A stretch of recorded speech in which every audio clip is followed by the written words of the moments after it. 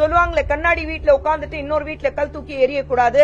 அந்த விஷயம் தான் இன்னைக்கு திராவிட முன்னேற்ற கழகத்துல நடந்துட்டு இருக்கு. பெண்கள் பத்தி இழிவாக பேசாம இருக்கிறாங்க.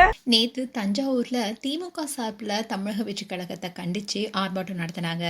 இதுல எதிர்க்கட்சி தலைவர் உதயநிதி ஸ்டாலின் முதல்வர் விஜயையும் நடிகை த்ரிஷாவையும் தொடர்புபடுத்துற மாதிரி இரட்டை அர்த்தத்துல பேசினது சர்ச்சைக்குள்ளானது.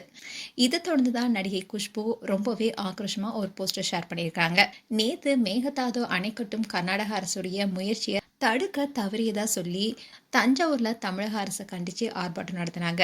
இதுல எதிர்க்கட்சி தலைவரும் திமுகவுடைய இளைஞர் அணி செயலாளருமான உதயநிதி ஸ்டாலின் தலைமை வகிச்சிருந்தாரு.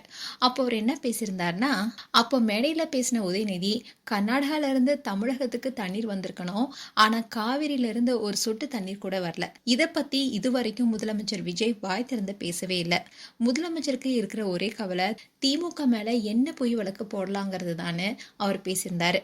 அந்த சமயத்துலதான் திமுகவுல இருந்து நடிகை த்ரிஷாவுடைய பேரை சொல்லி கோஷமிட்டாங்க. அதை கேட்ட உதயநிதி ஸ்டாலினும் எங்க தண்ணீர் வருதோ இல்லையோ அங்க தண்ணீர் வரணும்னு நான் காவிரிய சொன்னேன்னு இரட்டை அர்த்தத்துல அவர் பேசியிருந்ததுதான் சர்ச்சையானது.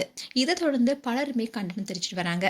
அந்த வகையில தான் நடிகை குஷ்புவும் அவங்களோட இன்ஸ்டாகிராம் ஸ்டோரியில ஒரு போஸ்டர் ஷேர் பண்ணியிருக்காங்க.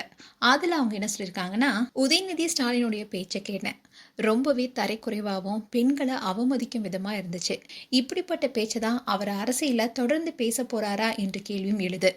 பெண்களை இழிவா பேசி அதை வச்சு அரசியல் செய்யறது சரியில்லை. அரசியல கருத்து வேறுபாடு இருக்கலாம், ஆனா பொது மேடையில பேசும்போது ஒரு எல்லை இருக்கணும்.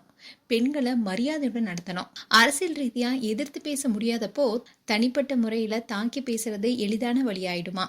உதயநிதியும் அவருடைய அப்பா ஸ்டாலினும் பல சர்ச்சைகளை சந்திச்சிருக்காங்க.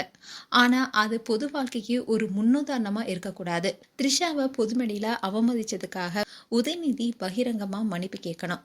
தன்னுடைய தவறை ஒத்துக்கிட்டு மன்னிப்பு கேட்கிற அளவுக்கு அவருக்கு தைரியம் இருக்குதான்னு பார்ப்போன்னு குஷ்பு ரொம்பவே காட்டமா அவங்களுடைய சோஷியல் மீடியா பேஜ்ல ஒரு ஸ்டோரி ஷேர் பண்ணியிருக்காங்க.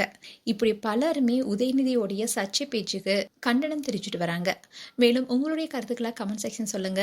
இது போன்ற வீடியோஸை பார்க்க நியூஸ் தமிழ் கிட்ஸ்னா சப்ஸ்கிரைப் பண்ணுங்க அண்ட் மறக்காம நோட்டிஃபிகேஷன் பட்டனை கிளிக் பண்ணுங்க.